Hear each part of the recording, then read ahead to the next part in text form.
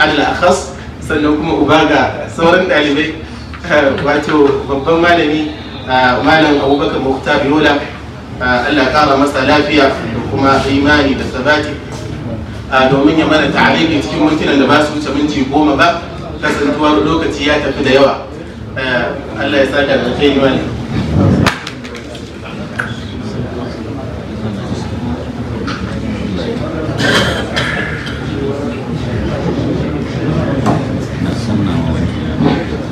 mintin 10 Dr. Shaibu ne ko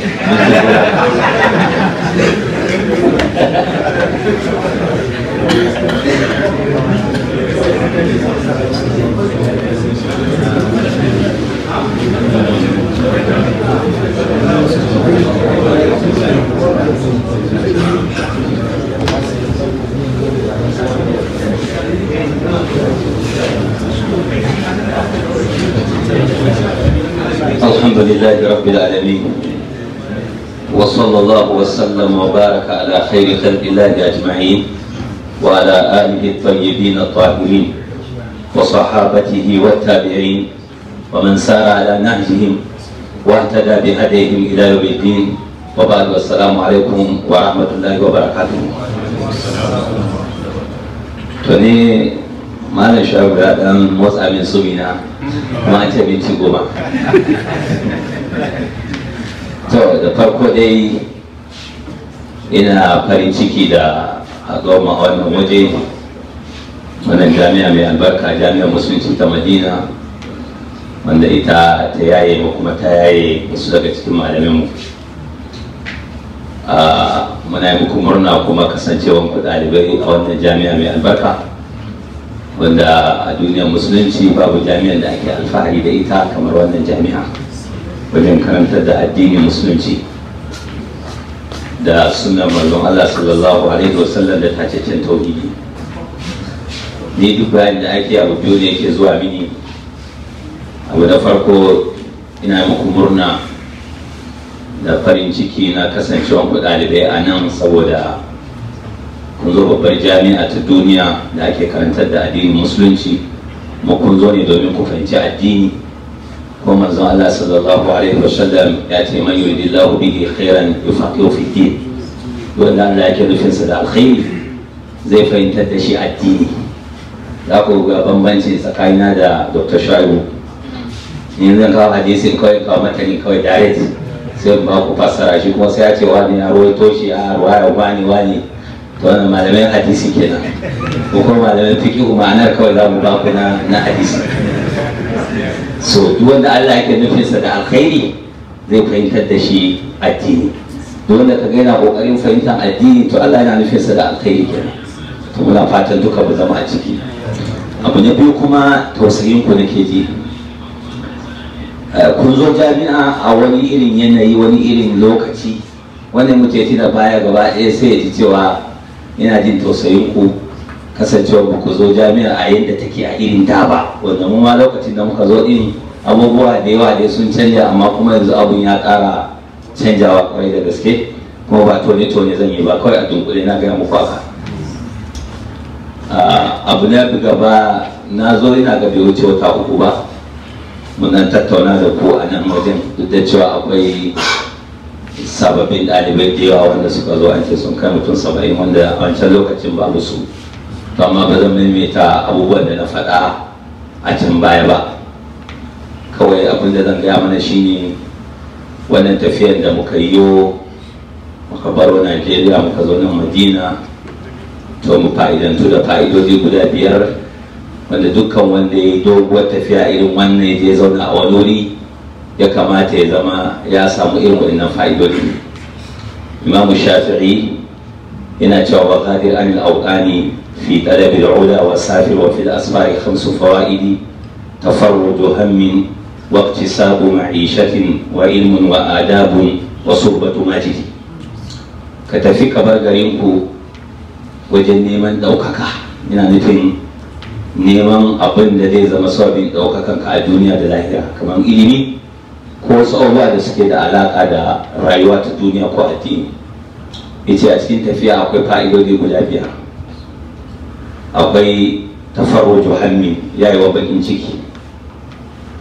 Akwai samun abinci ko abin rayuwa, akwai samun ilimi, akwai samun ladabi, akwai kuma samun dama a yi abokantaka da mutanen arziki, wato mutanen kirki masu mahimmanci.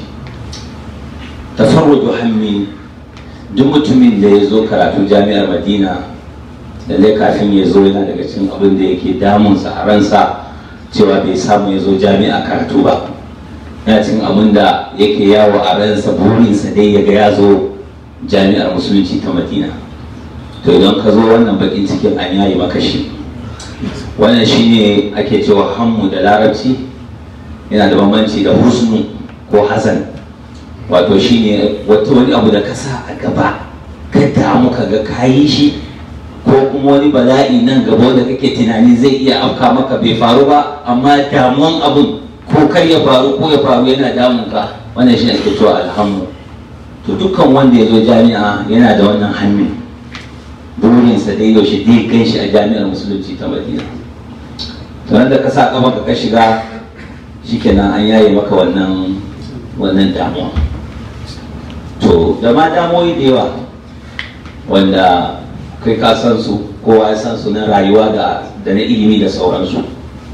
Wannan fa'ida kusan za a ce kowa yana samun ta. To akwai iktisabu ma'isha, shine neman abinci. Abinci ana nufin dan idan da za ka tsaya a garin ku ka ce za ka nemi kuɗi, wataƙila wata sana'a sai ka ga kafin ƙarfinta ba za ka iya yin ta ba, ko za ka ji kunya ma haka kana yi. Amma ka ji wani gari kuma za ka iya tura wulbaro, za ka iya ɗaukan kaya ka yi ta da za ka iya sana'o'i da yawa, wanda sababin haka kuma za ka iya zama mai kuɗi da yawa. Akwai wanda sun yi kuɗi, wanda da talle suke yi daga baya kuma sun zama masu kuɗi sosai. Wannan ba shi ne kawo kawa, ba neman kuɗi ne kawo kawa, amma ko ba komai akwai mukafa'an da ake baka, ta ishe ka ci abinci kuma ka ɗinka riga ka sai ka tafi. Kaga akwai iktisabul ma'isha kenan. Abin nan daga cikin jami'o'in duniya, jami'ar musulunci ta Madina ko jami'o'in Saudiya sun bambanta da sauran jami'a a nan. Ba za ka biya kuɗin makaranta ba, kuma akwai abin da ake baka, ko da zai kila da zai ishe ka 100% yadda kake so ba, amma dai ba za ka ce kana rayuwa ta talauci ba. To kaga wannan shi ma kusan kowa yana samun sa ba, amma dai za mu tsaya mana ta dogon bayani a kansa ba. Na ukun shine yace ilimi, tafiya mabudin ilimi, kamar yadda Bahaushe yake faɗa. To kuma in ka duba tarihin malamai magabata, kowa in ka bi tartar sai ka samu yayi tafiye-tafiye kafin ya samu ilimi. Har ana cewa Imam Ahmad ibn Jawzi a cikin Sayyidul Qadir yake cewa an ce Imam Ahmad ya zagaye duniya sau biyu sannan ya wallafa musnad nasa. Amma duniyar wannan lokacin ka faɗa da tunaninka ka ɗauka shiga Amerika da Australia, a lokacin ila ba a san da su ba ma. Duniyar ilimi ta wannan lokacin. To sai Imam Malik shi bai je ko ina ba, me yasa? Saboda Madina ita ce maɓuɓɓugar ilimi. Duk wanda ka ɗauki tarihinsa ya yawon ilimi sai kaga ya zo Madina kuma. In ka zaga dai cikin garuruwan da ya zo nemi ilimi akwai Madina a ciki. To Imam Malik yana Madina, akwai sahabbai sun karantar da tabi'ai, yana tare da su, ba buƙatar ya tafi wani gari neman ilimi. Shi a tarihinsa bai je ko ina ba, a Madina ya ilimi. To kai ma za kawo ka Madina, wato maɓuɓɓugar ilimin gaba ɗaya. To wannan tafiyar da kai don ka samu wannan ilimin, ka tsaya tsakaninka da Allah ka nemi ilimin, ya zama kana da sidqun niyya ko azima, da gaske kake tsakaninka da Allah karatu kake son kai. Wannan shine a ranka, kuma a aikace abin da kake aikatawa ke. Idan baka samu ilimin nan ba, to za a ce tafiyar nan abin nan me ba wasu suke cewa ne, kwalliya ba ta biya kuɗin sabulu ba. Duk abin da ake hararowa in ka zo jami'ar musulunci ta Madina cewa za ka koma malami ne. Yanzu a Najeriya ya mutu yana ta ba da karatu, yana ta ba, sai a ce kai wannan ya karatu a jami'ar Madina ne? Sai ka ji ana tambaya, wani kuma bai yi ma karatu a jami'ar Madina ba. Amma za ka ji ana cewa wani kawai sai ya ɗauka ma kai karatu a Madina kawai in dai kana ba da ilimi bai ma tambaya ba, wani ko zai tambaya. To kenan a sai duk wanda ya zo nan karatu abin da ake tunani zai koma malami, duk da cewa ba malamin zai koma ma. Kamar yadda kuke gani idan mutum ya yi digiri guda 3 PhD ya gama doktora ɗinsa ana masa munakasha, malami ake ce masa ko talib. A talib za ka ga masu munakasha a talib suke ambatonsa ɗalibi ɗalibi. Sosai ya koma ne zai karatu. Abinda ka karanta a nan ko shekara 10 ne, wallahi akwai abin da bai zai zauna maka ba sai ka je kana karantar da shi. Za ka manta da shi, ka karanta shi amma ina an ce ka kawo shi ma ba za ka iya kawo shi ba. Amma ka je kana karantarwa yau da gobe kawai sai zauna a kwakwalwanka ko daga bacci aka tashe ka za ka faɗe shi. Akwai matsalolin da ba za ka iya warware su ba sai ka koma kana karantarwa. Kai baka ɗauka ma matsala ba ne, kai ka ɗauka ka fahimta. A tunaninka ka gane kawai baka da mishkila, sai ka zo kana karantarwa da ka fara za ka karantar da matsalar sai ka gane kai a sai ba ka gane ka ba. Sai ka je ka kama bincike. To a lokacin ne za ka fahimci ka gane matsalolin ko baka gane su ba. Wanda yana gaya maka wannan kuma kowa in ya koma gida ne dawa zai yi sai ya ci karo da wannan. To kaga in ka koma nan ne za ka zama malamin kenan idan baka ajiye sana'ar ba.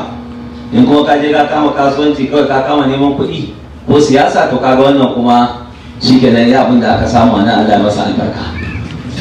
Amma in ka je ka kama kukurmiyar kai shekaru kana yi to ko shakka babu nan ne za ka tabbatar da iliminka kuma ka yi tahqiqin iliminka. Sai ka ga shekarun da kai kana da'awa shekara 10, mala ce shekararsa 20 da barin jami'a. Matsalolin da ya haƙƙaƙa da ilimin da ya samu a shekara 20 din ya fi na karatunsa da ya daga farko zuwa har ya gama jami'a, sai dai can ne ya samu asasin karatun, foundation din karatun a can ne. In ka bar foundation din a wurin to ko ka zo ka kama da'awar ba za ka yi karatu ba. Amma ilimin ya zauna ya zama jini da tsoka, ilmi ma'i حيث ما يمنت ينفعني صدري يأكل له لا بدن صندوق إن كنت في البيت كان العلم فيه معي أو كنت في السوق كان العلم في سوقي. wannan sai ka koma ka kama wa'azi tukun da karantarwa. Duk inda aka tare ka za a same ka da ilimi. Amma kana karanta wannan ne wancan kana manta wannan, in ka karanta wannan wancan kuma ka manta, saboda ba za ka iya muraji'an na baya ba sai ta hanyar karantarwa. To wannan abun shi ne mutum da ya tsaya tsakaninsa da Allah, ya ji a ransa cewa ya zo ya yi ilimi ne kuma al'ummarsa suna jiransa, kuma in ya koma a malami zai koma musu ba a ɗalibi ba. Duk da cewa shi a ransa zai ji ya sani a ɗalibin ne, zai je ta ƙoƙari, to amma ya sani cewa malami za a ɗauke shi. Wannan abu in yana ranka wallahi shi ne sai ƙara maka himma. To yanzu ina tsaye in na ji aka tambaye ni lokacin da muke karatu akwai da wasu ilimin gado ba, sai da aka zo an kusan fita za a bar jami'a.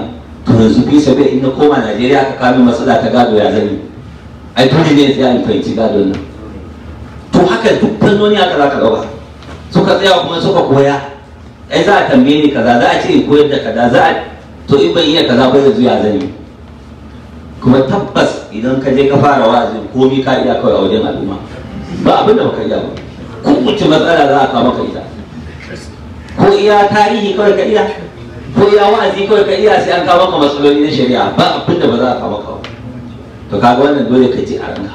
Duk lokacin da ka farka daga bacci ka ji cewa fa ana jiran ka a gida. Duk lokacin da ka kalli littattafanka ka ji a ranka cewa fa ana jiran ka fa. Littattafan nan fa akwai bukatar ka karanta su, ana jiran ka, ana sauraron ka koma ne a ɗauki ilimi. Imam Shafi na cewa haqqun ala talabati ilmi bulughu ghayati. Dole ne ma ɗalibin ilimi su kai matuƙa wajen ilimi, don in baka kai wato ɓarnan da za ka yi ina za ta fi gyaran da za a samu. Musamman ma a yanzu da ake samun wayanda ba su kai ba, ba su nuna ba, suke fitowa suna nuna su malamai ne kuma suna ma condemning din malamin, kowa bai iya ba sai su suka iya. To in baka yi karatun ba don Allah za ka yi kai magani wannan matsala, haka ba za ka iya ba. Amma in kai karatun duk shirme da suke kasancewa shirme ne, ba zai daga maka hankali ba. To shi ko ilimin nan dole sai an sha wahala, duk wanda ka ɗauki tarihinsa ya yi karatu wallahi tallahi akwai wahala a cikin karatunsa ko min gatansa ya hana idonsa bacci ya hana kansa cin abinci a lokacin da yake so ya hana kansa wasu abubuwa na jin daɗin rayuwa gashi yana sha'awan abun amma aka yi dakatar saboda ya samu ilimin nan dai lokaci ne in lokacin ya wuce sai ya je ji daɗinsa in ka samu ilimin da gaba za ka sa rigar da kake so na Allah ya maka za ka ci abincin da kake so za ka walwala yadda kake so amma fa ba za ka samu wannan ba sai in daɗin ka sha wahala sai ka sha wahala to wannan shine abin da za ka sa a ranka. Ibn Jawzi yana cewa ma ziltu udriku ma ala bal ma qala wa ukabidu an-nahj al-asir al-aqwala afdali at-tawfiq fihi ila alladhi aya siwaya tawassulan wa taghalghula law kana hadha al-ilm shakhsan natiqan wa sa'altahu hal zara mithli qala la sai da bi doguwar hanya mai wahala ya shiga nan ne sai da wani kowane fanni sai da ya tarifi ma a ciki kowane fanni amma ba a yana kwance ne abin ya zo ya same shi to saboda ka dole mu nemo mu dage da wannan to wannan ina da nasiha da yawa da ne wancan karo akan irin wannan abu na uku shine adab na hudu wato tarbiyya kuma tarbiyyar nan kamar yadda dokta ya ce wani ya faɗa ne na ji ma jibril ne ya faɗa tana ɗaukan su misali suna cewa al'adabu fauka da ilimi tarbiyya tana sama da ilimi don in babu tarbiyya to mai amfani ilimi al'ilmu ya tafi bil amal in babu tarbiyya babu amfani ilimi ilimin dama don tarbiyya ne abin nan mahaifiyar imam malik ta tura shi wajen rabi'atul ra'ayi cewa ta yi ya koyi ladabin ka tukun kafin ilimin ka ai shi ne amfanin mutum ya zauna a gaban malamin ai saboda ya koyi me ya koyi ladabi shi yasa imam malik ya ce kar ka ɗauki ilimi wajen mutum uku kar ka ɗauki ilimi wajen ɗan bidiya da yake kira zuwa ga bidiyarsa don zama da kai ɗan bidiya kar ka ɗauki ilimi wajen wawa mai bayyana da wauta don za ka zama wawa kar ka ɗauki ilimi wajen wanda bai da ladabi da ilimi wato wanda bai ɗauki karatunsa wajen malamai ba hatta ya ta'addaba bi adabi ulama saboda in karatun jarida ne mutum yake yi to ba zai samu wasu laduba ba amma in koya maka ake yi malamai ne suke koya maka ana koya maka ɗabi'u masu kyau to sai ka tashi da tarbiyya ta ilimi da tawabu da kankan da kai to shi yasa ilimin ko ba wani kowa ake daukar sa ba inna hada ilma dinun fadhuru amman ta'khuduna dinakum zidu sirin imam malik yace inna hada ilma damuka wa lahmuka wa an tus'al yawm al-qiyamati fadhuru amman ta'khudhu to kaga dole ladabi yana kewaye da ilimi idan babu tarbiyya to babu ilimi bai da amfani tarbiyyan kuma ta kowane bangare aiki da ilimin ɗabi'unka su zama masu kyau hanyar da'awarka ta zama akwai ladabi a ciki akwai girmama na gaba rayuwarka da mu'amalanka da mutane akwai girmama jama'a wala ko jahilai ba a ce ka musu girman kai ba ai ya zo a hadisi dole ne mai ilimi domin ya yi jahiliya da jahilai ya dinga musu alfahari kaga wannan ba daidai bane saboda haka kuma ilimi yana da shibri guda nawa ne guda uku ne alimu lahu thalathatu ashba man akhadha bi shibri al-awwal tashabbaka bi anfihi in kana takin farko to zaka dinga cin cewa kai mai ilimi ne shi yasa za ke cewa karamin ilimi kukuri zai ta damun ka sai ka fito da shi yi ta damun ka ko ina sai ka yi magana duk abin da ya taso sai ka faɗa a da inda ya dace da inda bai kai ta jayayya to karamin ilimi kenan yana hukunce ka da kamar shaƙe ka yake yi amma ka koshi da ilimi sai ka ji ana ta surutu ba ka shiru za ka ba ga wata malam ka matsalar nan ya take sai ka kama warware ta wanda ya kai taƙi na biyu tawaba a lokacin da zai tawabu sai zama yana da kankan da kai to kana shibri na biyu kenan sai ka gan shi da tawabu'unsa baya nuna shi mai ilimi ne baya nuna isa baya zagin malamai baya kawai yana dai kokarin yadda dai shi ya fahimta ne yanzu ya fara fahimtar mai ilimi wa man akhadha bi shibri thalis alima annahu lam ya'lam wanda ya kai taƙi na uku na ƙarshe sai gane sai ba abin da ya sani kan gane can a sai ilimi haka yake a sai da bai je can bai je ƙame zufin bane sai gane a sai bai san komai ba to sai kama girmama kuma wanda suka san ilimi to wanda ya zo yana bayani na ilimi ko sai zo mai daraja mai kima a wajensa saboda shi ya san wahalar ilimi wa kulli man yadda'i fi al-ilmi ma'rifatan alimta shay'an wa ghabat anka ashya'u. Kace kana da ilimi ga ka san dan wani abu da amma ba da yawa baka sani ba. To wannan shi ma zan takaita anan. Mu ji tsoron Allah, mu tarbiyyantu da tarbiyya ta ilimi, irin tarbiyyar magabata, irin tarbiyyar da malamin mu suke a kansa. Ilimi da aiki da shi da kuma gyara ɗabi'u, babu alfahari, babu walaƙanta wani, babu nuna ni na iya. Tsakaninka da Allah shiryan kawai kake son ka sani, kuma ɗan uwanka ma ya doro a kan shiryan. Shine kana yin sa da kyakkyawan niyya kenan. Na uku shine suhbatu majid, na biyar kai. Akwai tafiya, in kanin kai tafiya musamman ta neman ilimi, kuma ba ta neman ilimi ba, za ka samu abokai mutane, wato manya-manyan mutane, bayan Allah, mutanen kirki. Kai idan kai tafiya za ka haɗu da wanda in a Najeriya ne ba kai saka zo kusa da shi ba, amma za ku iya zama da shi, ku ta hira zama abokinka. Da zaran ka bar garin ku, shi ma bar garin su, kuma zuwa nuri kun zama ɗan uwa kawai. To wannan alaƙa ta soba za ka ga mu galibi abokanenmu da muka zo Madina duk mun jefar da abokanenmu na gida galibi, sai zama wanda aka yi alaƙa a jami'a ne sai zama su ne galibi abokanenmu kawai, sai ƴan kaɗan wanda ba za a rasa. Saboda me alaƙa ce ta ilimi ta haɗa mu da su, addini ne ya haɗa mu da su, harkar ilimi ne, ƙoƙarin fahimtar addini ne. To kai ƙoƙari a cikin ɗaliban ilimi sai ka duba suwaye mutanen kirki, suwaye na Allah, masu tsoron Allah, masu ƙoƙari, masu yin abin da ya kawo su zama su ne abokaninka. Idan ka yi haka to ka ci ribar rayuwar jami'a. Ba ruwanka da wani balarabe dan sa dan shi ba ɗin zai tafiya, duk wannan ba shi ne damuwan ka, ba abin da ya kawo ka bane. Abin da ya kawo ka shine kai ilimi, ka ilmantu, ka je ka karantar da al'umma, ka koyi ɗabi'u na wa'inda kake mu'amala da su. Ka zama aboki na mutanen kirki, wa kulli salihina akhan wa khillan wa kun an kulli fahishatin jabal. Domin an ce ana auna mutum da abokanensa ko? Wanda haka abin nan in ka abokantaka da mai kasala ma a jami'a wallahi ma za ka zama mai kasala. In ka abokantaka da mai himma to za ka zama ainihin mai himma. Kai abokantaka da mai kokarin zuwa masallaci, mai kokarin fahimtar addini, mai tsoron Allah, kai ma sai ka zama mai tsoron Allah. Wannan shi ne ka'ida. Amma in wani ne zai zama abokinka wanda shi bai damu ba, ya zo jami'a kamar yawon duniya ne, to kai ma za ka zama kawai ɗan yawon duniya, kuma za a ga akwai irin su ne. To kar ka yadda da wannan. Za ka je ka yi nadama sai ka koma Najeriya ka ga shekarun da ka ɓata, wani ya yi ilimi a cikin shekaru, kai kuma ka koma babu. Abin da kake a nan ɗin shi za ka je ka ci gaba da yi a can. Sannan akwai wanda da babu irin wani, mu da a zamanin mu sai dai a ce wani bai damu da karatu ba. To yanzu kuma akwai ma masu mummunan aƙida a cikin ɗalibin ma, in kai abokantaka da su kai ma za su shafe ka, za su cusa maka aƙidun su. Jin wannan ba abokanen ta, wanda ga wani bai iya ba, shi kaɗai ne iya, ba abokin tafiya ba ne, ba abokin tafiya ba ne. So muna jin baƙin cikin irin wayannan aƙidu da suke shiga cikin ɗalibai, ya zama na abin da ake a kansa na alƙur'ani da sunna, wai ana so a kauda mutane a kansa, kuma shi ne sunna ɗin. Wannan abun bakin ciki ne.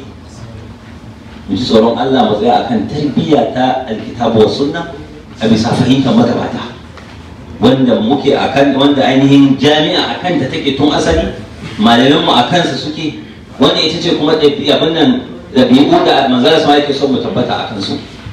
Babu wani maganar taskiya, fala tuzakku anfusakum wa a'lamu biman ittaqa. Dole ka yana cewa ni ne wani, ni ne, wallahi tallahi duk malamin da kaga yana tsarkake kansa zaka samu dan bidiya ne. Su ne masu wannan alfahari, mu ne kaza, ai mu ne. To in ka game da awar sunna cewa shi ahlus sunna ne kuma yana irin wannan, to ka tabbata dan bidiya ne shi ma a cikin ahlus sunna. Akwai wata bidiya da ya dauko, za ka zo kana tsarkake kanka, kai wani, kai ya kai ka sani, kai waye, me ka sani? In ilimi ne wani ya fi ka, kai da kake ganin kana da karatu, kai da kake ganin kana da shi, amma an za a sa a faifai ilimin ka dan kaɗan ne, wani alfahari za ka da shi. Tsoron Allah ka bai kai na waɗanda kake cewa su ba su bane, su ba komai bane da kake zagin su din, tsoron Allah ka bai kai nasu ba. To ta yaya za a yi a ce kuma a hakan a cewa ana neman tarbiyyar al'umma? Zai yiwuwa.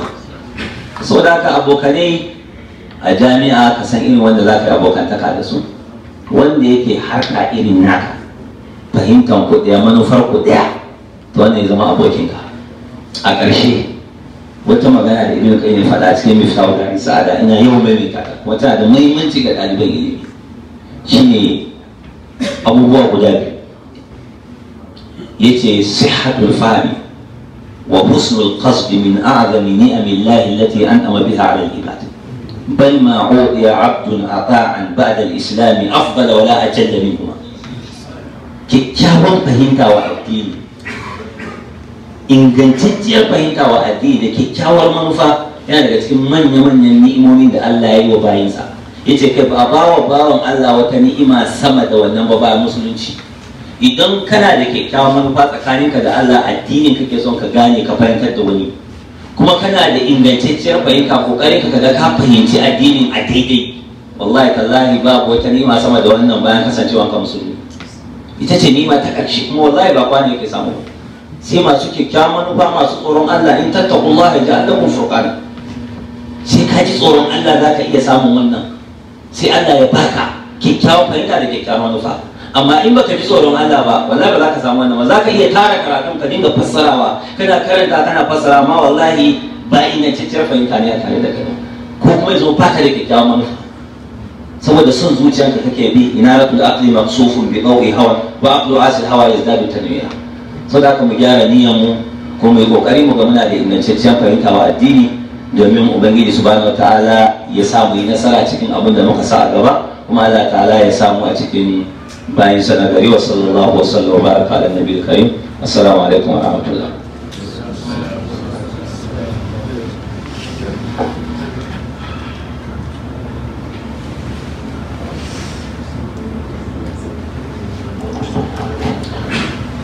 من الله يساك الخير اللي لا نامت أعين الكسالى والضعفاء والجبناء ويدعي كتبا، وكل من لم يركب الأهوال ولم يفارق أهله أحوالا ولم تقطع رجله النعال يطلب علما أو يصيب مالا فأعطه المرود والمكحل وزد له الأقراط والحلال ودعه كي يجالس العيال فذاك لا يشابه الرجال.